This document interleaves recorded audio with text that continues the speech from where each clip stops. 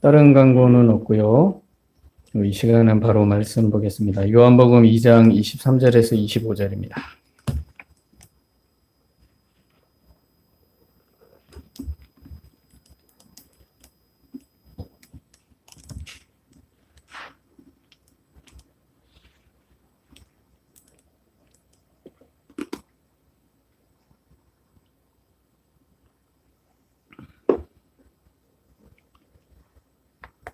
세 구절인데요.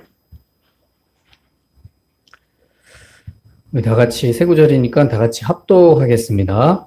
시작. 6월절에 예수께서 예루살렘에 계시니 많은 사람이 그의 행하시는 표적을 보고 그의 이름을 믿었으나 예수는 그의 몸을 그들에게 의탁하지 아니하셨으니 이는 친히 모든 사람을 아시며 또 사람에 대하여 누구의 증언도 받으실 필요가 없었으니 이는 그가 친히 사람의 속에 있는 것을 아셨음이니라. 아멘. 앞뒤자로 인사하시겠습니다. 사랑합니다. 축복합니다. 예, 잘하셨습니다. 더우신가요? 혼자 추운 거 뭐. 예. 에어컨 그대로 이대로 두겠습니다. 이 온도로 두겠습니다. 뭐 아시겠지만 5월달부터는 항상 여름입니다. 예. 그래서 작년에는 좀 5월 말 정도에 30도 넘었는데 올해는 보름 5월 중순 되니까 바로 30도가 넘어가네요. 그래서 기후변화 때문에 많이 더운데 특히 더위에 또 조심하시기 바랍니다. 오늘은요, 이 사람을 아시는 예수라는 제목으로 오늘 말씀을 생각해 보도록 하겠습니다. 이 세상을 살아가면서 이 세상에서 일어나는 일을 우리가 안다는 것은 어려운 일인 것 같습니다. 당장 내일 어떤 일이 일어날지 모르는 삶을 살고 있는 이 사람의 삶 속에서 아무 문제 없이 하루하루를 살아갈 수 있는 것이 정말 은혜인 것 같습니다. 자, 이렇게 세상에서 일어나는 일을 정말 알 수 없지만 사람은 이렇게 묵묵히 하루하루를 살아갑니다. 자, 그렇다면 사람이 사람을 아는 문제는 어떨까요? 사람이 누군가를 안다는 것은 쉽게 볼 수 있는 일이 아닙니다. 왜냐하면 오랫동안 아는 사람이라고 해도 그 사람의 마음에 들어가 보지 않고서는 알 수가 없기 때문입니다. 우리는 보여지는 것으로, 겉모습으로, 말하는 것으로, 그것으로 사람을 평가하고 판단을 합니다. 그러나 실제로는 그렇지 않은 경우가 많이 있습니다. 그래서 사람의 마음에 들어가 보지 않고서는 사람을 정말 알 수 없다라는 거죠. 그래서 사람은 믿어야 할 대상이 아닙니다. 믿어야 할 대상이 아니라 사랑해라, 주의 사랑으로 사랑해야 할 대상이라고 하는 말은 우리 믿는 사람에게 있어서 이 마음에 두고 있어야 할 일인 것이죠. 오늘 말씀에 예수님에 대해 말하면서 예수님은 사람에 대해 아신다라고 말씀하고 있습니다. 24절, 25절에 보시면 제가 읽겠습니다. 예수는 그의 몸을 그들에게 의탁하지 아니하셨으니 이는 친히 모든 사람을 아시며 또 사람에 대하여 누구의 증언도 받으실 필요가 없었으니 이는 그가 친히 사람의 속에 있는 것을 아셨음이니라 라고 말하고 있습니다. 자, 이 말씀을 어제 하루 종일 제가 묵상을 하면서 여러 가지 이렇게 연구를 하고 지난날 제가 묵상하면서 기록했던 것들을 참고하면서 생각을 해봤습니다. 사람은 사람을 모릅니다. 그렇게 결론이 나오더라고요. 사람은 사람을 모르지만 중요한 건 예수님은 사람을 아신다라는 사실입니다. 이게 사람과 예수님의 차이점입니다. 차이점이면서 따라갈 수가 없는 분명한 선입니다. 근데 오늘 말씀에 보니까 이 사도 요한이 쓴 거라고 말하기도 하고 사도 공동체에 의해서 나온 기록이라고 하는 이 요한복음에서 예수님에 대해서 말하는데 예수님은 사람을 아신대요. 사람을 아신대요. 그리고 사람의 속에 있는 것까지도 아신대요. 이게 사람과 예수님과의 너무나도 극명한 차이점입니다. 말씀에서 예수님에 대하여 이런 이야기가 나오는 이유는 예수님께서 보여주신 이 표적에 대한 사람의 반응에 대해서 예수님이 어떤 분인지를 밝혀주고 있는 내용입니다. 예수님은요, 공생애를 보내시면서 많은 표적을 보여주셨습니다. 본문의 23절에 보면 표적을 이야기하고 있죠. 표적은 다른 말로 기적입니다. 이적, 기적, 그런 뜻입니다. 그러니까 공생애를 보내시면서 많은 표적을 사람들에게 나타내셨습니다. 그리고 그 표적으로 인해 사람들은 예수님을 믿기도 하였고 따르기 시작했습니다. 왜냐하면 예수님께서 보여주신 이 표적은요, 이 당시 시대에는 볼 수 없는 기적입니다. 볼 수 없는 일입니다. 그래서 이런 일들을 예수님이 보여주셨으니 따르는 사람들이 아주 많은 거죠. 그리고 심지어 추종하는 사람들이 생겨나기 시작한 겁니다. 그래서 예수님께서 배를 타고 옮겨가면 정박하는 그 항구에 사람들이 몰려서 기다리고 있는 거죠. 추종하는 사람들이 너무나도 많았습니다. 그러니 예수님이 산으로 올라가실 수밖에 없는 거죠. 한적한 곳으로. 사람들이 어디를 가도 항상 따라다니는 겁니다. 왜요? 이런 표적이 나타나니까. 그러니까 사람들이 따라다니는 거예요. 23절에 보시면 예수님이 6월절에 예루살렘으로 갑니다. 그래서 6월절에 예수께서 예루살렘에 계시니 많은 사람이 그의 행하시는 표적을 보고 그의 이름을 믿었으나 라고 말합니다. 예루살렘에 간 이유는 6월절이 다가오니까 가는 겁니다. 그러면 당시 이 역사적 배경에서 예루살렘에 6월절에 가면 대략 많이 모이면 200만 명까지 모입니다. 그러니까 인산인해한 그 사람들과 군중들 사이에서 표적을 보여주셨어요. 그러니 사람들이 예수님을 추종하고 따르는 거죠. 다시 말해서 예루살렘에 예수님이 계실 때 표적을 보여주시자 이를 본 사람들이 흥분하고 열광하면서 예수님을 믿기 시작한 겁니다. 그런 일이 오늘 말씀에서 일어난 겁니다. 그런데 본문을 잘 보시면 예수님의 반응은 누구한테도 자신의 몸을 의탁하지 않는 행동을 하십니다. 어떤 사람이 자신의 집에 초대를 합니다. 또 대접하겠다고 나섭니다. 또 모시겠다고 서로 의견을 나눕니다. 그런데 예수님은 그들에게 자신의 몸을 의탁하지 않습니다. 쉽게 말하면 초대에 거절을 하는 거죠. 자, 예수님의 이러한 행동은 누구에게서도 자신의 몸과 마음을 의지할 필요가 없음을 분명하게 보여주시는 행동이었습니다. 사람들은 생각할 수 있을 겁니다. 섬기고 대접을 하겠다는데 어째서 예수님은 사람들의 섬김을 받지 않으시는가라고 생각할 수 있습니다. 저와 여러분 같으면 어떨까요? 뭔가 능력을 발휘했어요. 사람들이 저를 우러러보고 우리를 우러러보고 추종하고 함께 하겠다 그러고 대접하겠다고 하면 거절하시겠습니까? 거절 못하죠. 왜요? 마음이 좋은 사람은 혹시 저 사람이 상처받을까 봐 거절을 못할 수 있습니다. 또 어떤 사람 같으면은 자신의 이 위치가 높아지는 것을 즐기는 사람도 있을 것입니다. 대부분의 사람들은 거절 못합니다. 그런데 예수님은 기적을 행하셨습니다. 그것도 6월절날 예루살렘에서. 사람들이 열광하고 추종하고 정말 서로 대접하고 섬기려고 난리가 난 겁니다. 한두 명이 아닙니다. 본문에서 세 구절로 아주 단절하게 표현하고 있지만 여러분 그 상황을 생각해 보십시오. 200만 명 이상의 사람들이 6월절날 모여듭니다. 거기서 기적을 행한 거예요.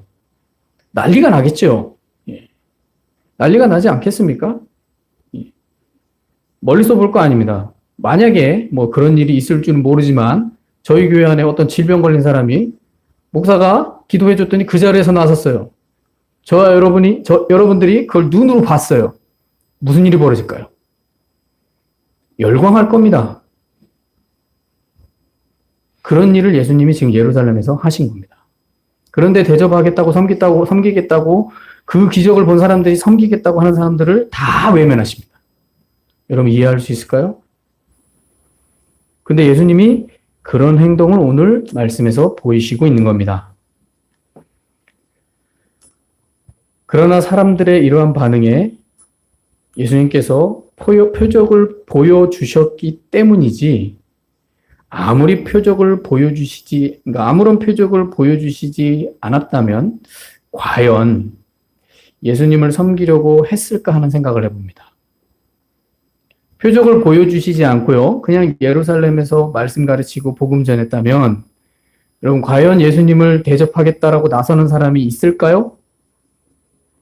우리 상식적으로, 일반적으로 한번 생각을 해봅니다.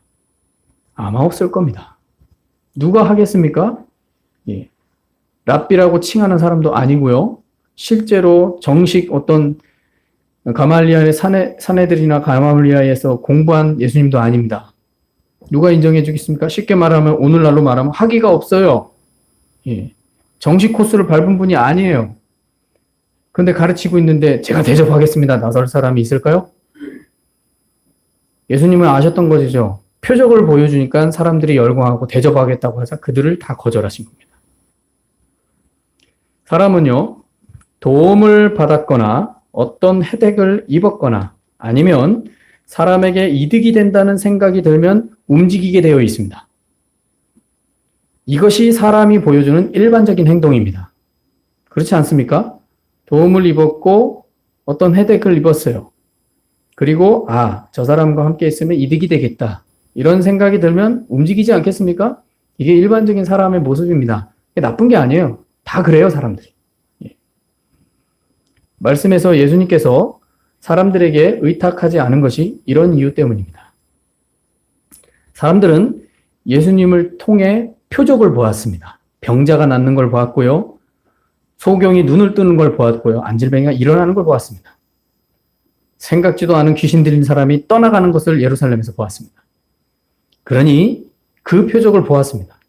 그래서 자신들이 볼 때 예수님을 통해서 얻을 것이 있다고 본 것이죠. 그러나 예수님께서 사람들에게 의탁하지 않으신 겁니다. 그래서 안 하신 겁니다. 왜냐하면 표적을 보고 믿는 믿음은 참된 믿음이라고 할 수 없기 때문입니다. 만약에요, 표적을 보고 믿었다면 그 표적이 더 이상 혹시 나타나지 않을 때 과연 계속해서 그 믿음을 가질 수 있을까요? 표적을 한번 보고 믿게 됐는데 표적이 안 나타나는 거예요. 이제는 표적이 안 나타나는 거예요. 그러면 그 믿음을 계속해서 가질 수 있을까요? 직접 본인이 병이 나은 사람이라면 그 믿음을 가질 겁니다. 그러나 그걸 눈으로 본 사람이라면 계속해서 믿을 수 있을까요? 요한복음 4장 48절에서 예수님께서 이렇게 말씀하셨습니다. 예수께서 이르시되 너희는 표적과 기사를 보지 못하면 도무지 믿지 아니하니라. 예수님이 하신 말씀입니다. 너희는 표적과 기사를 보지 못하면 도무지 믿지 않는다라는 거예요. 예수님께서 이 말씀을 하신 것은 표적으로 믿는 믿음은 오래가지 않는다라는 말입니다. 예. 표적이 나타나지 않으면 믿지도 않는데 표적 나타난다고 믿는다? 그럼 그 믿음도 오래가지 않는다라는 거예요. 그래서 표적으로 믿는 믿음은요, 참된 믿음이라고 말하기가 어렵다는 사실을 말해주는 겁니다. 심지어 요한복음 8장 전체를 보면요, 예수님께서 자신을 들어서 생명의 떡이라는 말씀에 대해서 참된 복음의 말씀을 전했습니다. 그래서 요한복음 6장, 시간 되시면 6장을 한번 보십시오. 전했습니다. 그런데요, 참된 복음이 내가 생명의 떡이다. 이 말씀을 하셨어요. 6장에서요. 그런데 사람들이 떠나가는 장면이 나옵니다. 생명의 말씀을 들었는데 다 떠나는 거예요. 요한복음 6장 66절, 68절의 말씀에 보면 예수님이 이런 말씀이 있습니다. 그때부터 그의 제자 중에서 많은 사람이 떠나가고 다시 그와 함께 다니지 아니하더라. 예수께서 12 제자에게 이르시되 너희도 가려느냐? 시몬 베드로가 대답하되 주여 영생의 말씀이 주께 있사오니 우리가 누구에게로 가오리이까? 66절에 말하죠. 다시는 예수님과 함께 안 해요. 예수님은 6장에서 내가 생명의 떡이다. 이 말씀을 했어요. 다시 말해서 내가 구원자다. 내가 너희들을 구원할 수 있는 유일한, 죄사함을 얻게 할 수 있는 유일한 길이다. 이 말씀을 하셨어요. 그런데 사람들이 그 이야기를 듣고 다 떠나갑니다. 그리고 딱 12명 남았어요. 제자 12명. 이상하지 않습니까? 예루살렘에서 표적을 행했을 땐 사람들이 열광하며 모시겠다고 난리가 난 거예요. 그런데 6장에서 생명의 떡이라고 말씀하시니까 다 떠나가는 거예요. 표적을 안 보여주셨어요. 기적을 안 일으키셨어요. 정말 참된 복음의 말씀을 전하셨어요. 그런데 다 떠나가는 거예요. 그리고 12명만 남았습니다. 그래서 66절에 말하지 않습니까? 끝에 다시 그와 함께 다니지 아니하더라. 성경은요, 예수님의 12제자만 쫓아다닌 게 아닙니다. 제자가 되고 싶어서 수많은 사람들이 열광하며 쫓아다녔습니다. 그런데 생명의 떡의 말씀을 전하자 다 떠나가고 다시는 예수님과 안 하는 거예요. 이 장면에서 말해주듯이 사람들은 표적, 즉 다시 말해서 특별한 뭔가를 보여주지 않으면 믿지 않습니다. 흥미를 못 느낍니다. 다 떠나갑니다. 요한복음 6장에서 이렇게 예수님께서 참된 복음의 말씀을 전하셨는데도 사람들은 떠나가 버리는 장면을 볼 때, 자, 오늘날이라고 해서 특별할 거 없다는 사실을 깨달을 수 있는 것입니다. 우리는 상상합니다. 또 목회자들도요, 상상합니다. 어떤 기적이 일어나면 교회가 성장할 거다. 왜요? 그렇게 이 한국교회가 80년대 이후부터 그런 일들이 있었어요. 기적이 일어나니까 사람들이 몰려들기 시작했죠. 그러나 오늘날 한번 보십시오. 한국교회에 기적이 일어난다는 얘기를 들어보신 적 있습니까? 병자가 낫고, 눈먼 소경이 눈을 뜨고, 예? 그런 이야기 들어보신 적 있습니까? 뭐, 드러나도 나타나지 않겠죠. 들어보신 적 있습니까? 거의 안 일어납니다. 예, 거의 안 일어납니다. 그래서 교회가 성장 안 하는 겁니까? 저는 이렇게 생각합니다. 그런 일이 안 일어나자 알곡과 쭉정이가 드러난 겁니다. 예수님도요, 표적을 드러내자 사람들이 열광할 때 그들에게 자신의 몸을 의탁하지 않으셨습니다. 왜요? 표적으로 나타나는 믿음은 온전한 믿음이 아닙니다. 성경은요, 그래서 오늘날이라고 해서 이 표적이라 뭔가 기적과 같은 것이 보여준다고 해서 그 믿음이 영원할 것이라는 생각은 이 착각일 수 있다라는 것을 알아야 됩니다. 성경은요, 이렇게 말합니다. 믿음은 들음에서 난다고 했지, 표적에서 난다고 말한 적이 없습니다. 예수님조차도 표적을 말할 때 요나의 표적 말고는 보여줄 게 없다고 하셨습니다. 로마서 10장 17절에 이렇게 말합니다. 그러므로 믿음은 들음에서 나며 들음은 그리스도의 말씀으로 말미암았느니라 라고 말합니다. 자, 구원의 복음의 말씀을 들으려고 하지 않는다면 참된 믿음은 생겨나지 않습니다. 착각하지 마십시오. 표적을 통해서 믿는 믿음이 온전할 것이라고 생각하면 안 됩니다. 다시 말해, 그렇다고 해서 표적으로 믿는 믿음이 나쁜 것은 아닙니다. 이는 일시적인 믿음의 동기를 부여할 수 있는 길입니다. 그러나 표적으로 나타난 믿음이 온전한 믿음이 될 거라고 생각하지 마십시오. 왜냐하면 로마서 10장 17절 말씀처럼 믿음은 들음에서 나는 거지 표적에서 나는 게 아닙니다. 그래서 예수님은 이러한 사람의 마음을 너무나도 잘 아셨던 겁니다. 그러니 믿음이 이랬다 저랬다 하는 사람에게 자신이 증언을 받으실 필요가 없는 것이죠. 예수님은 사람이 증언하지 않아도 그리스도이십니다. 사람이 알아주지 않아도 메시아이시고 구원자이십니다. 이 사실을 통해 우리 믿는 사람은 분명하게 깨달아야 됩니다. 사람이 예수님을 증언한다고 해서 예수님이 구원자가 되는 게 아닙니다. 예수님은 증언자가 없어도 구세주이시기 때문입니다. 단지 예수님은 믿는 자의 증언을 통해서 복음이 전해지고 영광 받기로 결정을 하셨고 구원의 증언자가 되라고 명령하셨기 때문에 믿는 사람은 예수님을 증언하는 것입니다. 그러니 우리 그리스도인이 예수님을 믿을 수 있는 것이 정말 큰 축복임을 아셔야 됩니다. 또한 예수님을 믿을 수 있도록 인도함 받은 것에 감사해야 됩니다. 우리는 착각해서는 안 됩니다. 우리가 특별해서 예수님을 믿을 수 있는 것이 아닙니다. 우리를 예수님이 사랑하셨기 때문에 예수님을 믿을 수 있는 것입니다. 이러한 사실을 우리는 깨달아야 됩니다. 오늘 말씀에서 예수님은 사람의 증언이 필요 없으신 분이라는 사실을 밝혀주셨습니다. 그래서 25절에 보시면 또한 사람에 대하여 누구의 증언도 받으실 필요가 없었으니 여러분 예수님은요 사람의 증언을 받을 필요가 없는 분입니다. 그래서 뭐가 아쉽다고 사람의 증언을 받으십니까? 받으실 필요가 없는 분이에요. 그러니까 착각하지 마십시오.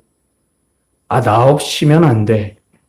내가 없으면 안 되는 분이야. 이런 사실을 착각하시면 안 됩니다. 스스로 그렇게 말씀하셨습니다.